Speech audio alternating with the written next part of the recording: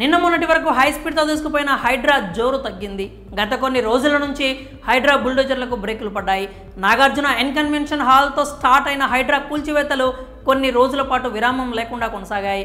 వారు సామాన్యుల సెలబ్రిటీల అనే తేడా లేకుండా అది ఎఫ్టీఎల్ పరిధిలో ఉందా, బఫర్ జోన్ కిందికి వస్తుందా అనే దానిపై మాత్రమే ఫోకస్ చేసింది.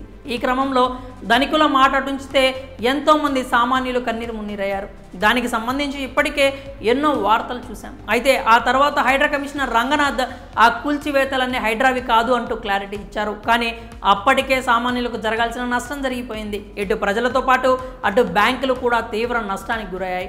దానికి సంబంధించిన పూర్తి వివరాలు ఏంటో ఇప్పుడు చూద్దాం. బ్యాంకులకు హైడ్రా ఫీవర్ పట్టుకుంది. హైడ్రా దూకుడుతో ఆర్థిక సంస్థలు దివాళా తీసే పరిస్థితికి వచ్చాయి. జలవనరుల సమీపంలోని ఇళ్లకు రుణాలు ఇచ్చిన బ్యాంకులు ఇప్పుడు కలవరపడుతున్నాయి. ఇచ్చిన రుణాలను తిరిగి రాబట్టేది ఎలాగో అర్థం కాక ప్రశ్నార్థకంగా మారిపోయాయి. అక్రమ నిర్మాణాల పేరుతో హైడ్రా బుల్డోజర్లు చాలా భవనాలను క్షణాల్లో నెలమట్టం చేశాయి. దాని కారణంగా ప్రజల కంటే కూడా బ్యాంకులే ఎక్కువ ఇబ్బంది పడుతున్నాయి. హైదరాబాద్లో 311కు పైగా నిర్మాణాలు కూల్చివేశారు. దీంతో బ్యాంకులకు సుమారు 4,000 కోట్ల రూపాయల నష్టం జరిగిందని అంచనా.